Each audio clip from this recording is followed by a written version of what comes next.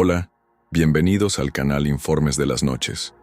Hoy tendremos un informe de un camionero y su extraño encuentro en una carretera del México. Antes de empezarmos, me gustaría pedirte que dejes un me gusta, te suscribas al canal y compartas este vídeo con tus amigos y familiares. La noche en que dejé de ser camionero. Ya no soy camionero, no después de aquella noche. Mi nombre es Mateo Ramírez, tengo 24 años y soy de Durango, México. Crecí entre camiones, ruedas e historias de carretera que mi padre contaba en la mesa. Él era mi héroe, el hombre que hacía rugir los motores y cargaba el mundo sobre sus hombros. Cuando murió en un accidente de tráfico hace un año, mi mundo se vino abajo. El dolor de la pérdida fue devastador, pero la necesidad de apoyar a mi madre y honrar su memoria me impulsó a seguir sus pasos. Dejé mi trabajo, que ya no tenía sentido, y tomé el volante. Al principio, el camino fue una manera de conectarme con él. Cada kilómetro parecía una conversación que nunca tuvimos. Mi infancia estuvo llena de amor.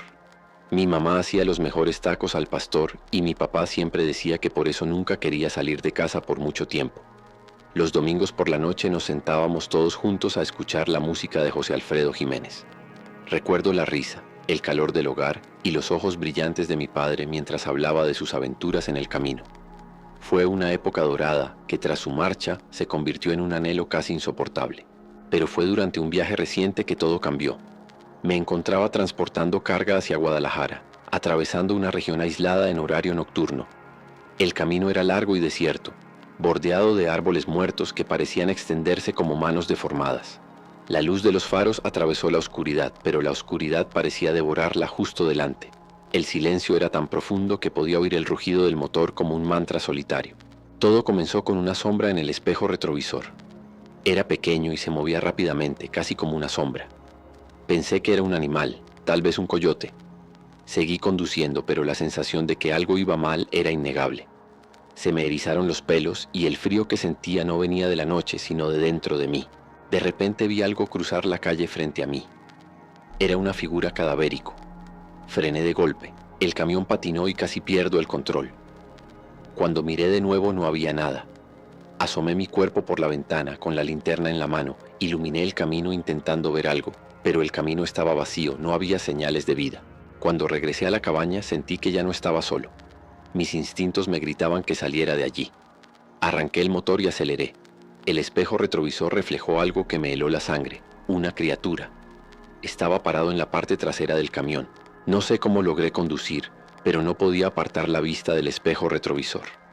Lo revisé cada segundo, deseando que desapareciera.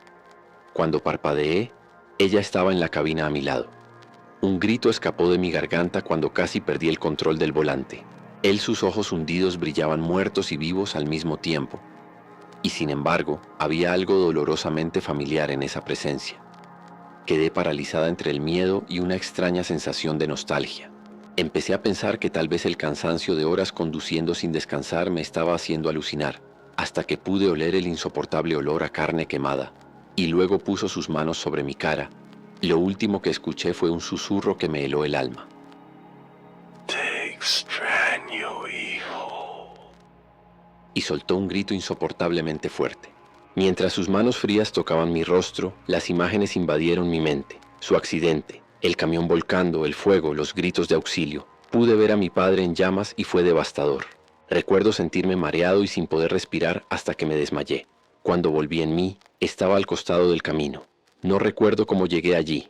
Allá, ya estaba amaneciendo. El sol entraba por la ventana, iluminando y calentando mi cara. El camión se detuvo y yo estaba vivo, pero todavía aterrorizado. Me acerqué al espejo retrovisor para mirarme y había marcas. 4 dedos y un pulgar marcando mi cara, como si realmente me hubieran tocado. Lo que viví aquella noche fue algo que me rompió por dentro. No puedo explicar lo que vi, lo que sentí, pero fue como si la pena que había estado empujando en mi interior hubiera tomado forma delante de mí. Esa presencia me hizo enfrentarme a un dolor que creía ya superado. La imagen de él o de lo que se le parecía se grabó en mi mente.